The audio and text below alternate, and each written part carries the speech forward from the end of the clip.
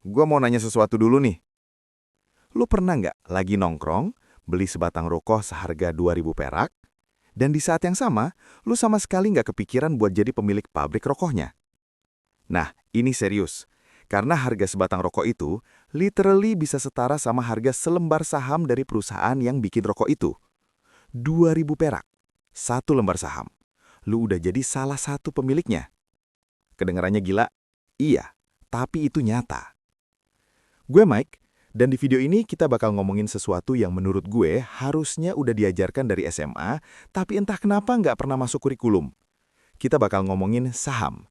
Dari nol, beneran dari nol. Bukan yang versi ribet penuh grafik kayak di TV bisnis, tapi versi yang bisa lu jelasin ke bokap nyokap lu sambil makan siang.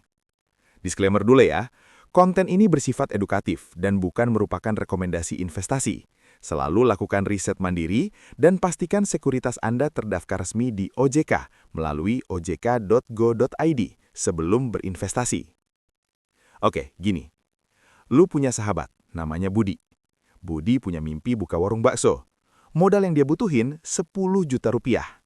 Masalahnya, Budi cuma punya 5 juta. Dia butuh 5 juta lagi. Nah, Budi datang ke lu terus bilang, "Bro, lu invest 5 juta di usaha gue, nanti lu dapat 50% dari keuntungan warung bakso gue selamanya." Lu pikir-pikir, masuk akal juga. Lu setuju. Nah, kepemilikan lu atas 50% warung bakso Budi itu konsepnya saham. Simpelnya, saham adalah bukti sah kepemilikan modal lu di sebuah perusahaan.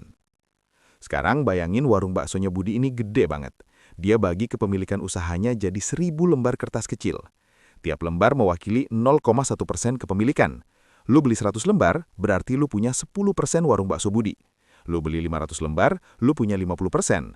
Lu mayoritas pemiliknya. Lu bisa mulai usul menu baru. Itulah kenapa kalau ada berita, si A beli saham perusahaan B sebesar 30%. Artinya, dia beli 30% dari seluruh kepemilikan perusahaan itu. Dia beneran jadi pemilik, bukan cuma penonton. Nah, balik lagi ke lu dan Budi tadi.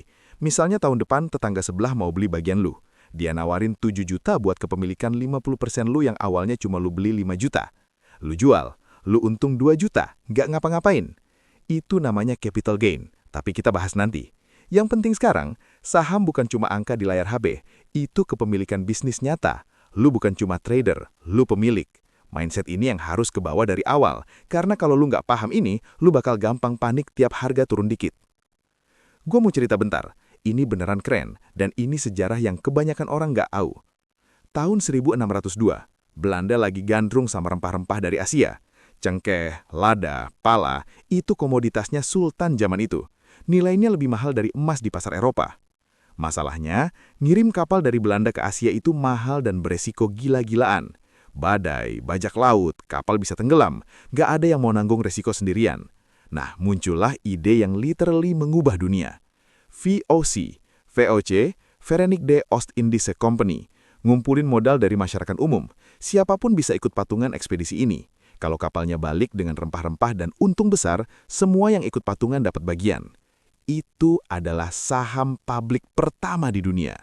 VOC jadi perusahaan pertama yang menerbitkan saham secara resmi dan diperjualbelikan ke publik tahun 1602, lebih dari 400 tahun yang lalu. Dan yang bikin gue personally takjub, tahun 1912, di kota yang tahun itu masih disebut Batavia atau Jakarta sekarang, sudah ada yang namanya pasar modal. Di tengah era kolonial, orang-orang sudah jual beli efek dan saham di sini. Jadi kalau ada yang bilang, saham itu nggak cocok buat kita. Kita udah main ini dari zaman penjajahan, bro. Sekarang, pasar modalnya udah jauh lebih modern, namanya Bursa Efek Indonesia. Dan ini tempatnya semua drama jual beli saham terjadi setiap hari, Senin sampai Jumat. Oke, sekarang kita masuk ke bagian yang sering bikin orang bingung. Gimana sih caranya perusahaan masuk ke bursa? Dan gimana caranya lu beli sahamnya? Pertama, IPO. IPO atau Initial Public Offering, simpelnya ini momen ketika sebuah perusahaan buka pintu buat publik beli sahamnya untuk pertama kali. Kenapa mereka mau dibeli publik? Dua alasan utama. Satu, mereka butuh modal buat ekspansi, buka cabang baru, beli mesin baru, masuk pasar baru. Dua, mereka mau bayar utang yang udah numpuk. Gini analoginya. Lu punya restoran yang lagi booming, lu mau buka 50 cabang baru di seluruh Indonesia, tapi modalnya nggak cukup. Lu bisa pinjem ke bank, tapi bunganya besar. Atau lu jual sebagian kepemilikan restoran lu ke publik lewat IPO. Publik beli saham lu dapat modal segar, lu ekspansi, bisnis makin gede, harga saham naik, publik untung, semua happy. Itu idealnya cara kerjanya. Kedua, bursa efek dan kenapa harga saham bisa naik turun. Nah, abis IPO, saham itu diperjualbelikan di bursa. Bursa ini fungsinya kayak fasilitator. Dia nyediain lapangan tempat pembeli dan penjual ketemu. Terus kenapa harga saham bisa naik turun kayak roller coaster? Simpelnya, hukum supply dan demand yang lu pelajari di SMP. Kalau banyak orang mau beli saham itu, berarti buying power-nya kuat, harga naik. Kalau banyak orang mau jual, selling power dominan, harga turun. Sesimpel itu. Yang bikin rumit adalah alasan kenapa orang mau beli atau jual. Bisa karena laporan keuangan bagus, bisa karena ada berita negatif, bisa karena kondisi ekonomi global, bisa juga karena influencer saham ngomong sesuatu di Twitter dan semua orang panik. Yap, itu juga nyata, dan itu yang harus lu waspadai. Tapi nanti kita bahas. Ketiga, gimana caranya lu beli saham? Gua tegesin dulu, lu nggak bisa datang langsung ke kantor perusahaannya dan bilang, "Hey, gua mau beli saham lu." Itu bukan cara kerjanya. Lu harus lewat yang namanya perusahaan sekuritas. Ini lembaga resmi yang jadi perantara antara lu dan bursa. Contohnya BCA Sekuritas, Mandiri Sekuritas, Indo Premier, dan masih banyak lagi. Lu daftar di sana, buka akun, setor modal, baru deh bisa transaksi. Tapi, dan ini life hack yang jarang orang tahu, kalau lu mau mulai dengan modal super minim, lu bisa ikut yang namanya Sekolah Pasar Modal yang diselenggarakan langsung oleh BEI. Di sana, lu bisa buka rekening efek dengan modal awal cuma Rp100.000. Rp100.000. Satu kali lu ajak pacar lu jalan di Jakarta lebih dari itu. Jadi nggak ada alasan nggak punya modal buat mulai belajar. Oke, ini bagian yang biasanya bikin orang kabur. Istilah saham yang kedengerannya kayak bahasa alien. 1. Dividen. Dividen simpelnya adalah bagi hasil dari laba perusahaan. Ingat warung bakso Budi tadi? Kalau di akhir tahun baksonya untung 10 juta dan lu punya 50% sahamnya, lu dapat 5 juta. Itu dividen. Di pasar saham, perusahaan-perusahaan besar itu biasanya bagi dividen setahun sekali atau 2 kali. Lu tinggal pegang sahamnya, duit masuk ke rekening lu. 2. Yield.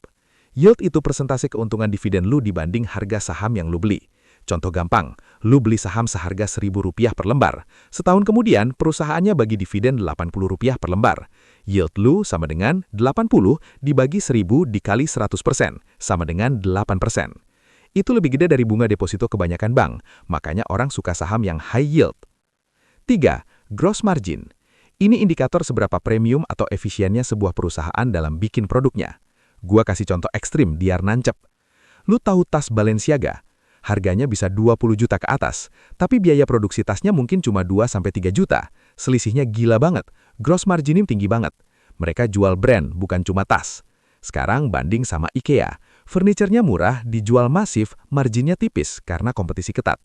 Nah, perusahaan dengan gross margin tinggi itu biasanya punya keunggulan kompetitif, brand kuat, produk unik, atau monopoli di segmennya. Ini yang bikin investor suka. 4. Stock split. Stock split itu kayak lu punya pizza utuh terus lu potong jadi lebih banyak irisan, tapi total pizzanya tetap sama. Misalnya harga saham suatu perusahaan udah sampai Rp50.000 per lembar. Mahal banget buat investor retail biasa. Nah, perusahaan bisa lakuin stock split 1:5. Artinya, satu saham dipecah jadi 5 saham, harga jadi Rp10.000 per lembar. Total nilai lu nggak berubah, tapi harganya jadi lebih terjangkau, lebih banyak orang bisa beli, likuiditas naik. 6. Indeks saham. Indeks saham itu kayak daftar curated saham-saham terpilih berdasarkan kriteria tertentu. Di Indonesia, ada yang namanya IDX 80. Ini daftar 80 saham yang dipilih berdasarkan likuiditas dan performa. Biasanya mereka ini perusahaan yang udah established, rutin bagi dividen dan rekom jalannya bagus.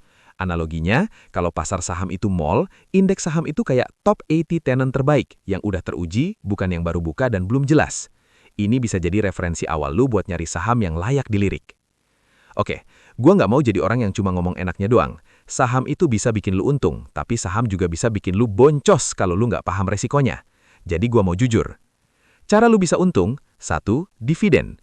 Lu pegang saham, perusahaan untung, lu dapat bagi hasil, passive income yang nyata. 2. Capital gain. Lu beli saham di harga rendah, jual di harga lebih tinggi. Selisihnya itu keuntungan lu. Ingat analogi jual 50% bakso Budi tadi, itu capital gain. Cara lu bisa rugi, 1. Capital loss, kebalikannya. Lu beli mahal, terpaksa jual murah. Selisihnya itu kerugian lu. 2. Resiko likuidasi. Kalau perusahaan yang lu beli sahamnya bangkrut dan dilikuidasi, pemegang saham itu urutan terakhir yang dapat ganti rugi. Setelah semua utang perusahaan dibayar, kalau asetnya nggak cukup, ya lu nggak dapat apa-apa. Nah, gimana biar nggak boncos? Pertama, baca prospektus. Sebelum beli saham apapun, baca dulu prospektusnya. Ini dokumen resmi perusahaan yang isinya laporan keuangan, resiko bisnis, dan rencana ke depan. Membosankan? Iya. Penting? Banget. Kedua, jangan ikut-ikutan hype. Ini yang paling sering bikin orang rugi. Ada orang di grup WA yang bilang, beli saham ini, pasti naik. Dan lu langsung beli tanpa riset. Itu bukan investasi, itu judi. Ketiga, pastiin sekuritasnya terdaftar di OJK. OJK itu Otoritas Jasa Keuangan, lembaga pemerintah yang ngawasin seluruh industri keuangan Indonesia. Kalau sekuritas yang lu pakai nggak terdaftar di OJK, itu ilegal dan lu nggak punya perlindungan hukum sama sekali. Ini bukan lebay. Ini literally cara lo lindungin diri sendiri. Cek di ojk.go.id, gratis, gampang, butuh 2 menit. Gue mau wrap up dengan satu hal. Banyak orang takut sama saham karena kedengarannya rumit. Grafik naik turun, istilah asing, angka-angka yang bikin pusing. Tapi setelah lo nonton video ini, gue harap lo sadar satu hal. Saham bukan soal angka. Saham soal kepemilikan bisnis. Setiap kali lo beli saham, lo nggak cuma main trading. Lo ikut jadi bagian dari perusahaan yang nyata, yang punya karyawan nyata, yang jual produk ke orang nyata. Kalau lo pilih perusahaan yang baik, yang bisnisnya kuat, manajemennya jujur, prospeknya bagus, maka waktu yang bekerja buat lo. Semakin lama lo pegang, semakin besar kemungkinan lo untung. Lo nggak harus langsung jadi ahli. Lo nggak harus langsung investasi jutaan rupiah. Lo bisa mulai dari Rp100.000 di sekolah pasar modal. Lo bisa mulai dari baca satu laporan keuangan perusahaan yang lo suka.